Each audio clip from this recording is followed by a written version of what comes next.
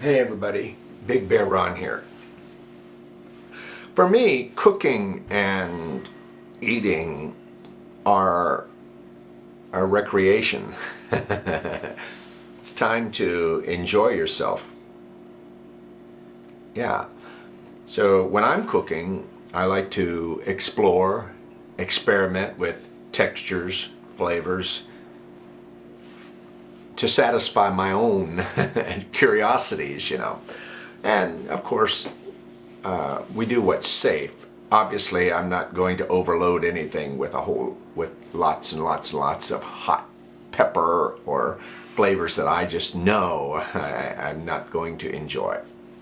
But anyway, and I want to caution you: don't depend on me to be your food cooking guru. That's not what I'm about. I have no desire to do any of that. I'm just letting the camera roll and let you voyeur into my life a bit.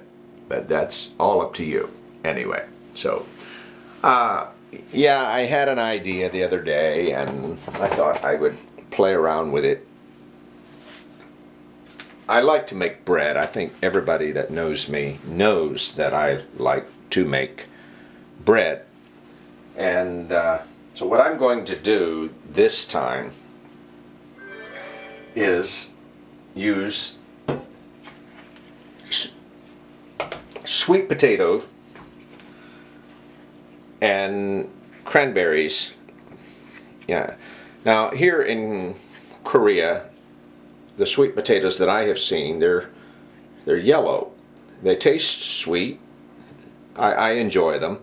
I do miss the orange sweet potato that I have so much of back in the USA. You go to the Philippines and you'll find a sweet potato that is purple. They call it ube, U-B-E, I think it is spelled.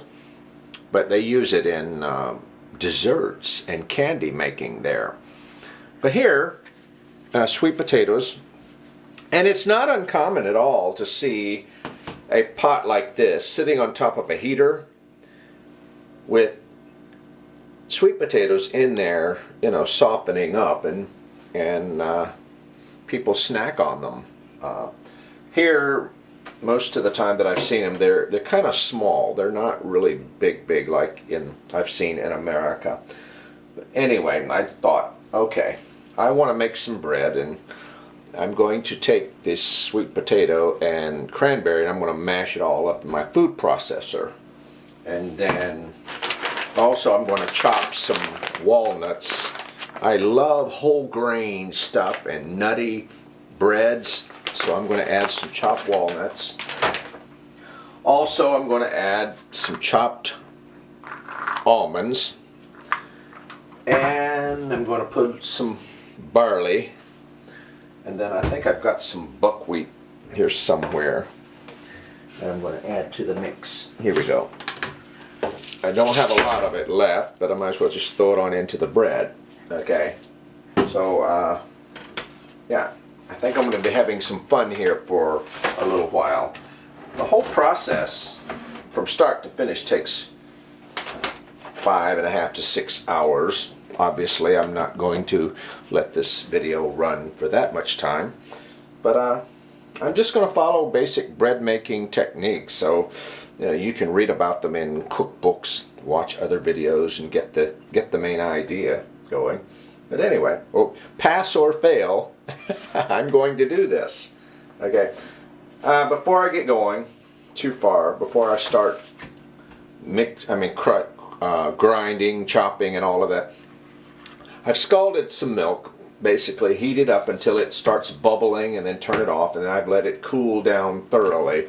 And I want to go ahead and add my yeast and put some flour in here and maybe just a bit of sugar to kind of get this yeast activated.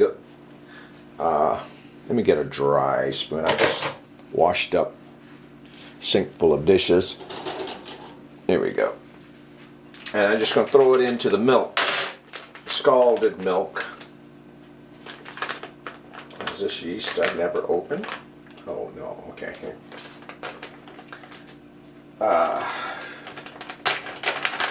And again, because I'm not following a recipe, I don't know how much bread this is going to make. I'm going to guess 2, 3, maybe 4 loaves.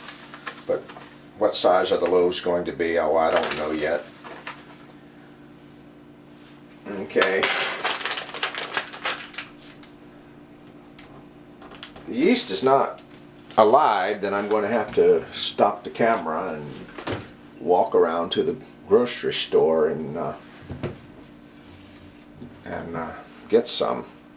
Just put a little salt and just have I got any sugar that's already open? Here we go.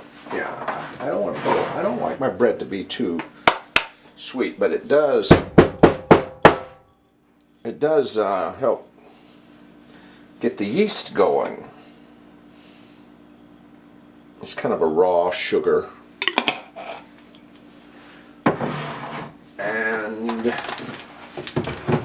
oh, looks like I might have to run to the store to get some more flour. I'm not sure I have enough. Okay, if not, okay, still just a little flour in there.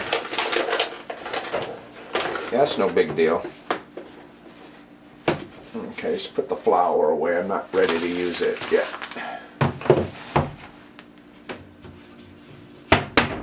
And we'll just stir this up. When I make bread, I start with my liquid. Put my liquids all together, and then I add my dry ingredients to the liquid, and then I just mix, mix, mix. Also, in this one, I've saved the water that I cooked the potatoes, and I also plumped up the cranberries. I bought the cranberries, you may recall, dry, but I plumped them up in this water.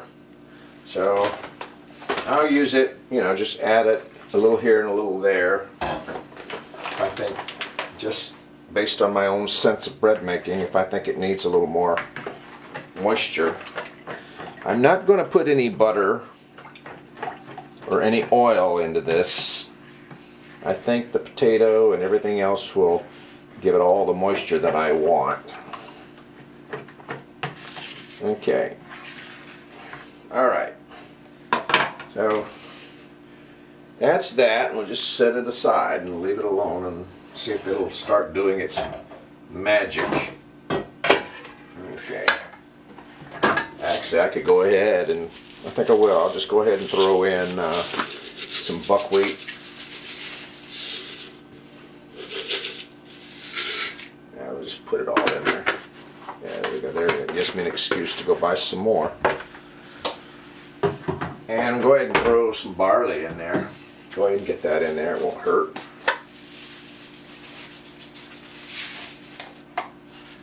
Why don't we go ahead, and I've got some oats down here. Let's throw some of that into the mix.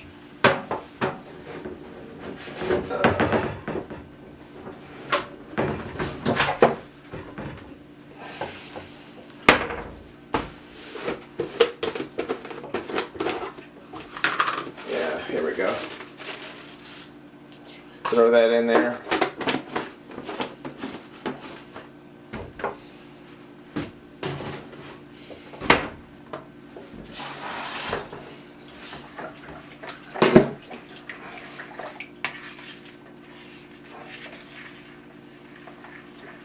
There we go. Nice hearty mix going on. Alright. I'm going to use my chopping blade to begin with. Let's do the nuts first, since they're dry and they'll not stick so much to the process, and then I'll change the blade to mash down this cranberry. Maybe I'll throw some blueberries in there too, just for flavor's sake, just to see what it'll do.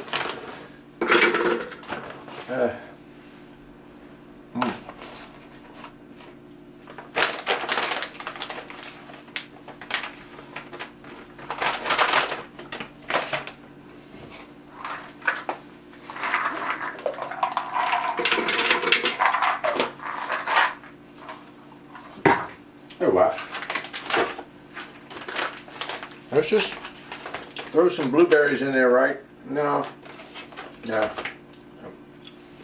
No. Get all wet and make all the nuts stick to the pot, and I don't want to do that since I know I'm going to reach down in there to have to change the blade out. Anyway, let's just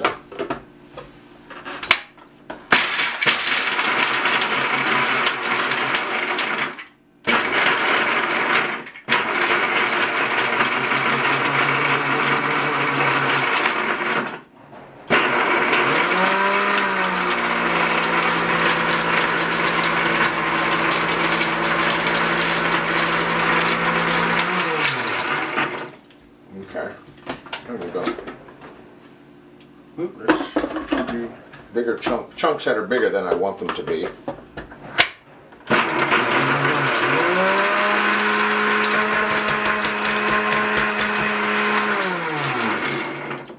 Okay, there we go. I'm just going to dump them into that yeast milk mix.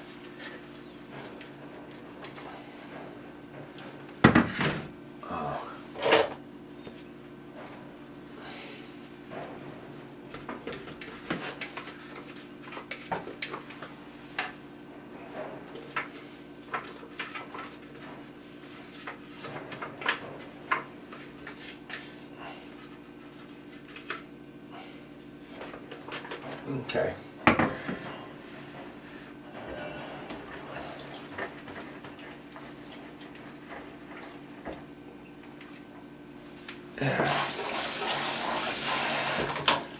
All right, now let's put a chopping blade in there. And this is a chopping blade. Let's put just a mixing blade.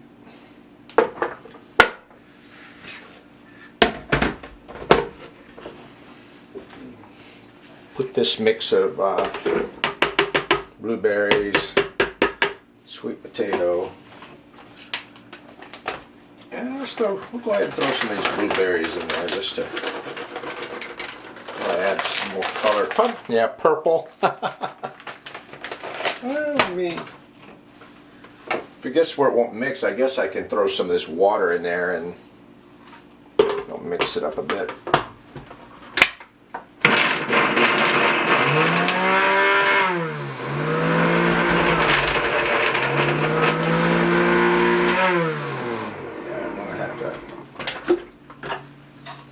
Chop it up, okay.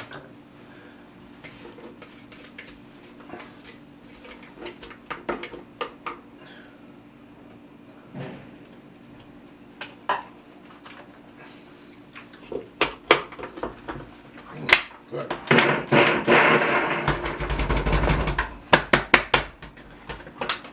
Okay, I'm gonna throw just a little water.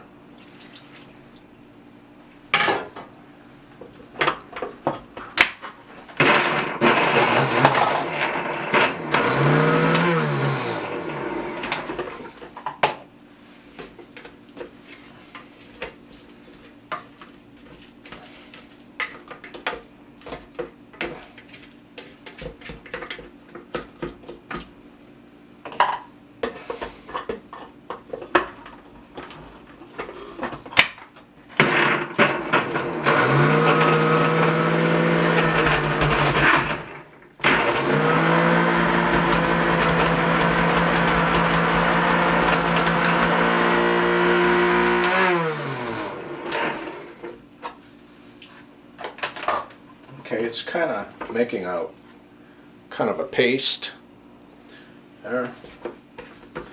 This is going, in my opinion, this is to help, I was going to say take place of the butter.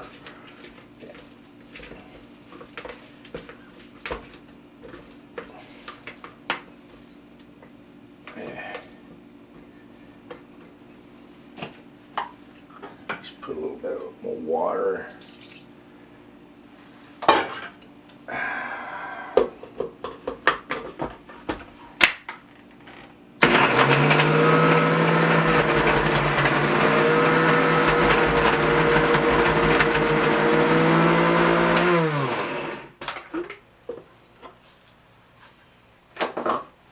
Okay.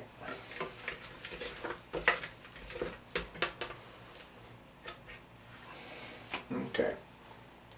I think I'll leave it like that. I'm just going to stir that into the yeast mix. And I'm noticing that the yeast mix, there's some foam building up here and there. I want to let it build up a little more. I'll show it to you again later. That tells me the yeast looks like it's in good shape. Okay, let's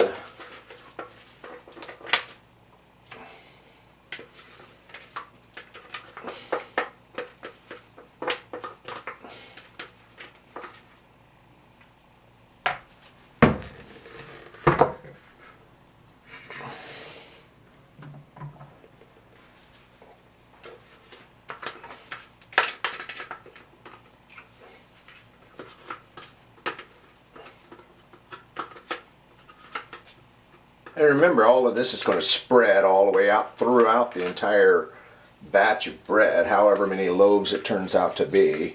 So it's not all going to settle in just one spot. So, okay. Okay, there we go.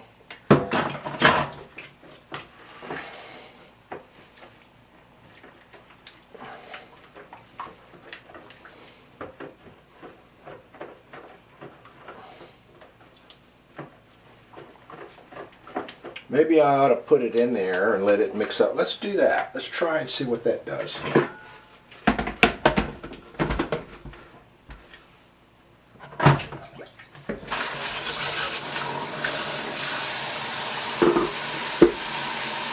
Put the whole thing in there and just mix it up.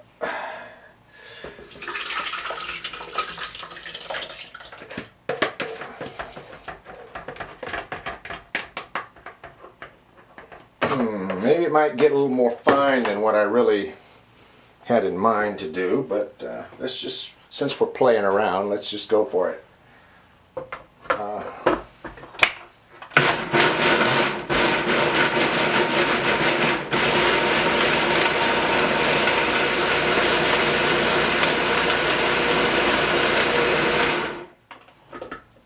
Okay, I'm going to add the rest of this water.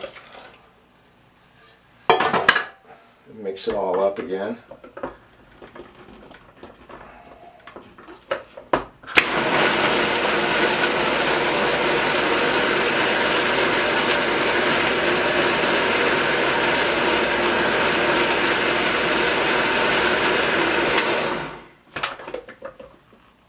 Okay.